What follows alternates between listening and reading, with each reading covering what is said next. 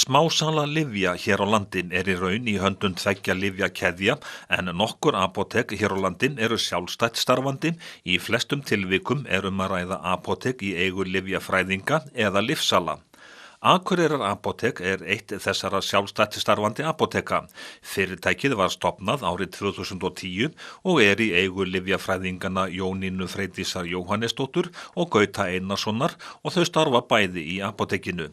Gauti segir að Akureyrar apótek hafi meðal annars verið stofnað til þess að fara í samkeppni við stóru keðjurnar. Það var rótin að þessu. Við höfðum bæði starfað hjá lyfjakeðjum lengi og það svona ýmislegt í þannig rekstri sem að fjall okkur ekki. Okkur finnst svona faglega hentar það betur svona starfsemi að þeir sem eigi apótekið þeir vinni það sjálfur. Það var svona kannski frumkvötin. En frá því að þið stofnuðu fyrirtækið, þá hefur það hefur stækkað og dafnað? Já, í upphafi vorum við 2 lyfjafræðingar og 2 lyfjateknar í fullu starfi og svo smá saman hefur það stækkað upp í 10 starfsmenn sem eru ekki alveg í fullu starfi allir en þetta hefur svona undið upp á sig og við erum núna með 4 lyfjafræðinga og 1 lyfjatekni í vinnu. Til þess að starfrækja apótek þarf að uppfylla ýmis skilyrði. Þú þarft að hafa lyfjafræðing sem ábyrgur fyrir starfseminni. Það það sem í gamla daga var kallaðar apótekarar. Heitir núna lyfsöluleyfishafi og það grunnskilyrði allavega 1 lyfjafræðingur sem tekur ábyrgð gagnvart yfirvöldum. Svo ertu bara að hafa smá fjármagn og trúa á starfseminni. En það þarf að uppfylla mjög margar reglugerðir varðandi svona daglegan rekstur. Já, apótekum eru sett býsna þröng skilyrði. Það eru svona mikið regluverki í kringum þetta og hvernig ber að afgreiða, hvaða skilyrði þarf að uppfylla með mönnun og þjónustu og lagerhald og ýmislegt annað. Hvað með til dæmis kröfur sem gerðar eru til ykkar lager, þurfið að hafa öll lyf sem til eru á taktinum?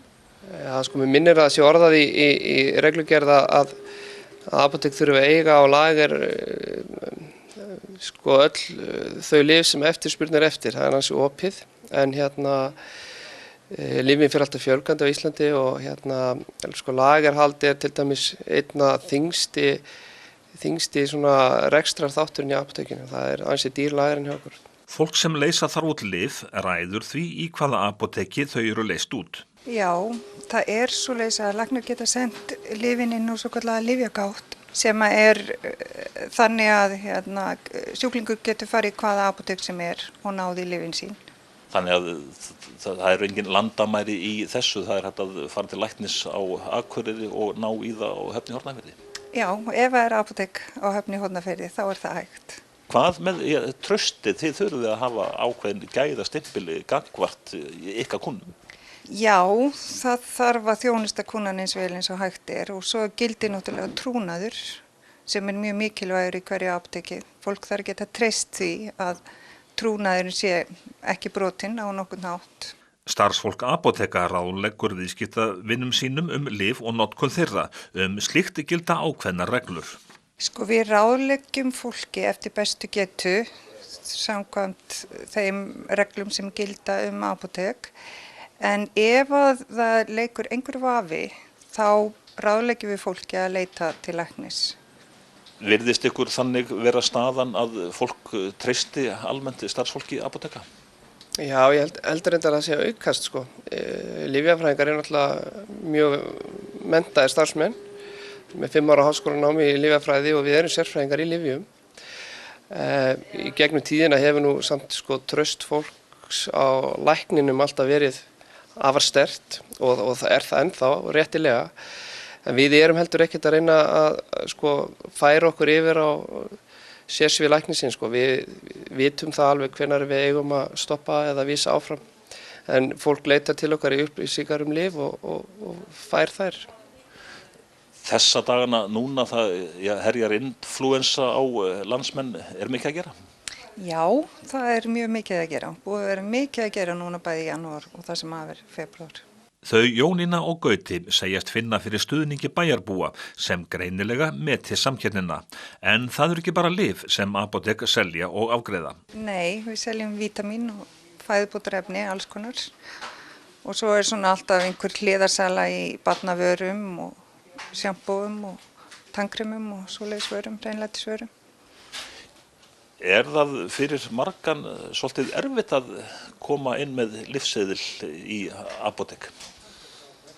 Já, sko, fólk er mjög misjafnt. Það eru, maður finnur það að sumir eru viðkvæmir fyrir því, það eru ennþá örlar á fordómum gagnvart sumum sjúkdómum og það er mjög mikilvægt í apótekum að sýna nærgætni og tillitssemi. Við erum með herbergi til dæmis til hliðar sem fólk getur fengið næði til þess að ræða sín mál. En ég held nú almennt að við erum ekkert eða kúnnarnir okkar eru ekkert að hnýsast í annarra manna málum. Það á að vera alveg óhætt að koma hér í lyfseðil og fá afgreiðslu í næði. Þannig að það er ekki þannig að akureyringar fara út á Dalvík til þess að ná í sín lyf og svo aftur öfugt? Nei, ég held ekki. Við reyndar fáum talsvert af fólki úr nágranna sveitarfélögunum. Ég held að það sé nú bara því að fólki er í bæjarferð, sko.